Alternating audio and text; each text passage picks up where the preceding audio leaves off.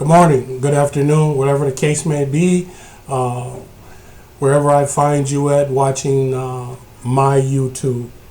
Again, I want to thank you for taking the time to watch my YouTube. I hope that some of the things I share with you will be helpful and beneficial.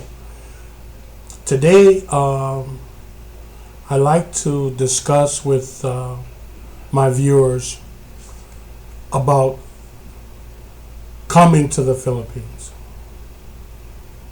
Prior to you buying your ticket, prior to you arriving in Cebu, Manila, Davao, I want to discuss some of the things that generally happen prior to coming to the Philippines.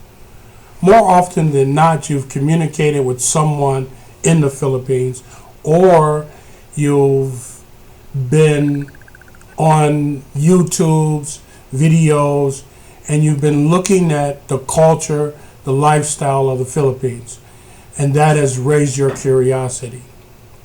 So yeah, by all means, if you're invited here by someone, a person who's a resident of the Philippines, or if you're just curious because of the things you've heard about the Philippines, and you just want to come and see for yourself, I guarantee you that you will not waste your money, nor will you waste your time. It will be a trip well worth every dime that you spend. Okay? But I want you to understand that in your preparations to coming to the Philippines, that if you're invited to the Philippines by someone that you know, more often than not, your invitation is going to include she will meet you at the airport. Okay? Well, 99% of the time, she's going to offer to meet you at the airport. If you have a female in the Philippines and she's invited you to come, she's going to want to meet you at the airport. Well, I want you to understand there's a lot of reasons for that. And there's a lot of positive things that you should gather from that. Number one is she wants to meet you at the airport because she knows full well that you could come to the Philippines on a Monday and she don't see you until a Thursday. Why? Because perhaps you've met someone on Monday when you landed and you didn't get around to calling her until Thursday. So she wants to meet you as soon as you get off that plane. She wants to know that she's the one and only one that you're coming there to meet. As a rule, I would suggest that you don't meet anyone at the airport. Now, having someone meet you at the airport is helpful because first time you step down on the grounds in the Philippines, there's a lot of maneuvering that goes on. There's a lot of things that's happening. There's a lot of moving pieces. And someone who's familiar with that can sort of help you, keep you out of trouble. Don't let you be scammed by a taxi driver, scammed by a SIM card seller. There's a lot of things that could be positive in being met at the airport. Reason why I suggest that you don't have someone meet you at the airport is because I suggest that you navigate your first feet on the ground in the Philippines on your own. Navigate that on your own. Don't be dependent upon someone to navigate for you. Why?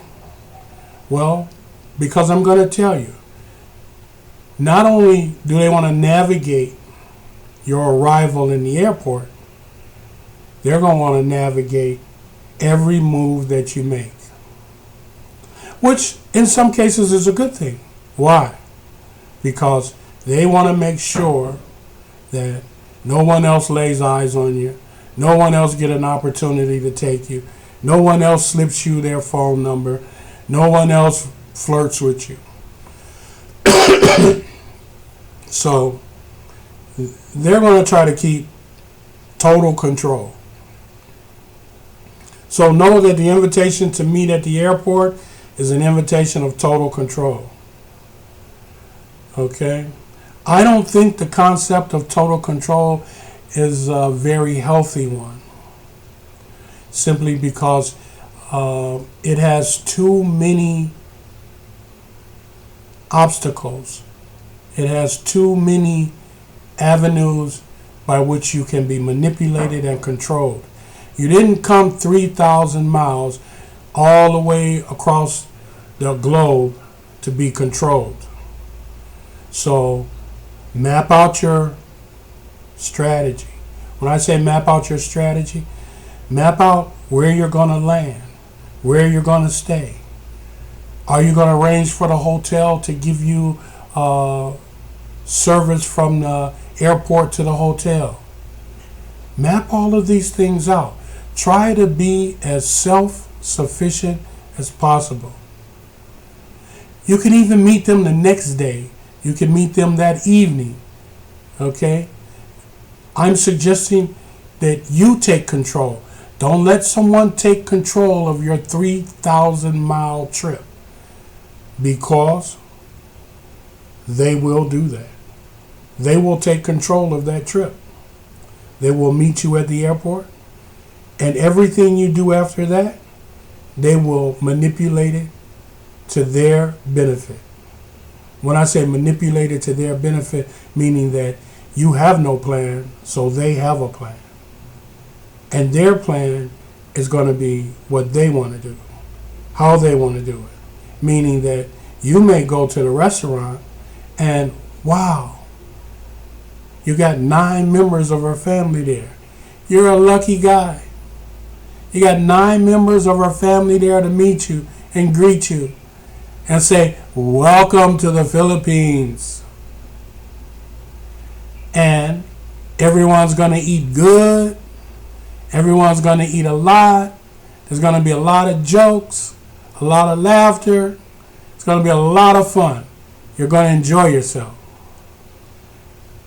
And then you're going to get the bill for 9 people plus yourself. And you're going to pay for that, whether you were expecting to or not. That's how it goes. Yeah, that's how it goes. And everyone is going to be so friendly. Everyone's going to sit down. Everyone's going to order. They're going to order. I mean, they're not going to be shy. And when you see them order, you're going to be thinking that, yeah, they got to be paying for this. No, they're not. They're expecting you to pay for it. And by them being her family, pressure's on you. Pressure's on you. Okay? So, try to control your visit. Don't let someone else control your visit. Control your visit. Also, weigh your options. So you've met a person on the internet. You've been communicating with them. You think she's a nice girl. You think this is the one for you. You're coming 3,000 plus miles. There is an opportunity for you to do the same evaluation that you're going to do on the one that you think is the winner, is the star of the show. You got the same opportunity to interview maybe 2 or 3 others. If you control your trip. If you say, okay, I'm landing, I will be at such and such a hotel, I will meet you at such and such a place, okay? And you can let her know that, you should come alone. Or if you have 1 person, 2 people, let her know that let her know that an entourage is not really appreciated. And if she insists on having an entourage, then meet her at the park. Don't meet her at the restaurant. Meet her at the beach. Don't meet her at the mall. Okay? Because one thing for sure and two for certain, the Filipina is family orientated. Family orientated. They look out for their family beyond your belief, beyond your conception.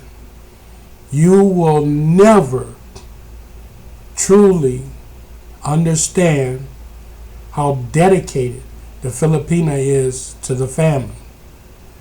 And one of the most beautiful things in the Philippines is the observation of that dedication to the family. They're dedicated to each other, man. You hear me? They're dedicated. So for them to bring their brothers, sisters, cousins, nieces, nephews, uncles, and aunts to meet you so that they can enjoy a fine restaurant meal that they probably haven't had in 20 years, if that. They have the opportunity to give that to their family. Bro, they go take it at your expense. Now, if you don't mind treating them, do it on your terms. You set the terms. You set how it's going to be done, when it's going to be done. Don't let them set the table for you. You didn't come 3,000 miles to have someone else set the table for you. Okay? So before you leave, strategize how you're going to start this trip off, how you're going to hit the ground running. Strategize what you're going to do. Have some concept of what's going to happen when you get off that plane. Because once you get off that plane, bro, you're going to be in awe. You're going to be in total awe. There's so many things that you're going to see. Your senses is going to go bananas. Okay? You're going to be so jubilant, so happy. And when you see how inexpensive everything is, when you see how kind the people are, when you see the way the environment is, you're going to be in total awe. So you're going to be distracted. And know that you're going to be distracted. So you need a plan. Because a distracted person in the Philippines is a victim. Yeah, that's right. If you're a foreigner and you're distracted, you're going to be a victim in one way, shape, form, or fashion. Either you're going to pay too much for something, you're going to buy something that you don't need, you're going to buy something that's way beyond what it costs. You're not going to be thinking rational because you're distracted. And I tell everyone, if you could imagine 42nd Street, New York City. New York City, in the highest part of the day, the hustle, the bustle, everything that's going on, all the movements, all the sounds, everything. Manila is 10 times that. Manila is 10 times New York City. Manila is New York City on steroids. When you hit the ground, if you land in Manila, you can have the best time of your life. You can have so much fun. You can see so many exciting things. You can have the thriller in Manila. Trust me. Land in Davao or Cebu. Don't land in Manila on your first trip. Make that your third or fourth trip, land in Manila. I'm just trying to keep it 100 with you, okay? But if you want to just go for the gusto, go ahead, make your ticket, land in Manila, tighten your belt, and go for it. Okay? Because Manila, excuse me, Manila is wild. Manila is off the hinges. Okay? If you're in for excitement, if you're in for adventure, if you know things troubles that you can get into, etc., know that you can get in 10 times as much in Manila. Okay? Know that there's some people who, when you approach them or you see them from afar or they flirt with you, and you would say, man, that is the most beautifulest woman I've ever seen in my life. And she's flirting with me? And truly, she will be beautiful. And you're distracted because there's so much excitement. You're in Manila. You're 3,000 plus miles away from home. And here you are in the Philippines. And one of the most finest creatures on earth has just flirted with you and is pursuing you. Maybe it'll take you 5 hours. Maybe it'll take you 8 hours. Maybe it'll take you 10 hours for you to discover that that beautiful person is really a man, not a woman. And when you discover how you're going to react, how you're going to respond, what you're going to do, what you're going to say. Can't get violent in the Philippines. Go to jail. Get barred from the country for life. Oh yeah, they're there. You could not tell. You will not be able to tell. Someone will have to tell you that that's a man, that's not a woman. So a word of caution, when you touch down, be aware. Okay? Manila is New York City on steroids. Have a plan. Okay? Don't just come in here. Don't be led around by your nose by the person who invited you here. Have a schedule, have a plan, set something up. You control the visit.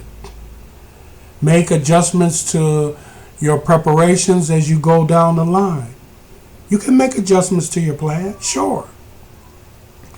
But I tell you, have a plan. The worst thing you can do is land in Cebu, Davao, Manila, and you don't have a go forward plan. Have a plan. Okay? Make sure you got a plan going forward. Map it out. Know what it's supposed to be. Know where things are. Okay? And for God's sake, if you get caught up with a person who's female appearing, appears to be a female, a beautiful female, and is not, graciously back out of it. Because their conception of men being women is totally different than what you've learned. They're treated in the Philippines just like a third person. Boy, girl, lady boy. Okay? They don't discriminate. So if you discriminate, if you treat them harshly, it's just like you treated a woman harshly. It's just like you treated a man harshly. You treated another person, human being in the Philippines, harshly. They're going to deal with you.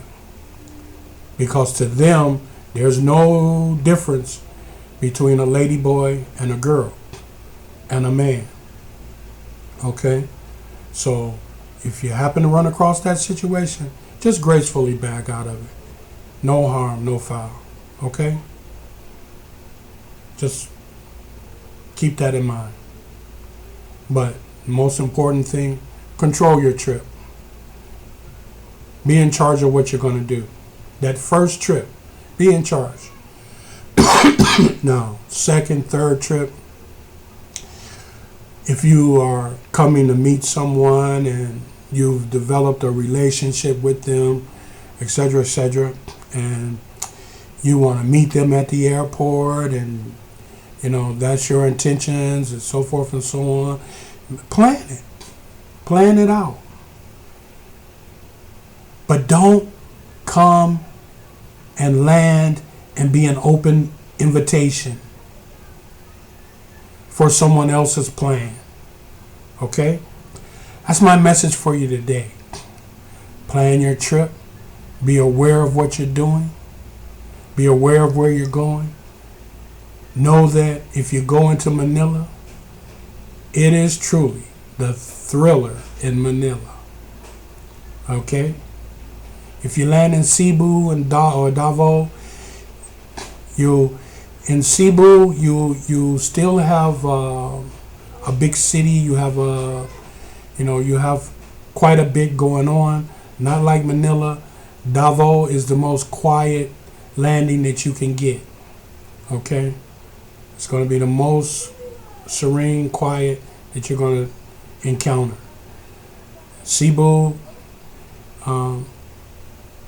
statistically speaking, Cebu has the most beautiful women in the Philippines. So when you land in Cebu, know that Lapu-Lapu, Dumaguete, all of these surrounding places, there you will find the most beautiful women in the Philippines. Okay? So you have a challenge. You have something that you're going to have to work on. Your trip is going to be exciting. It's going to be life-changing. But you need to be the driver. You need to be in control. Okay?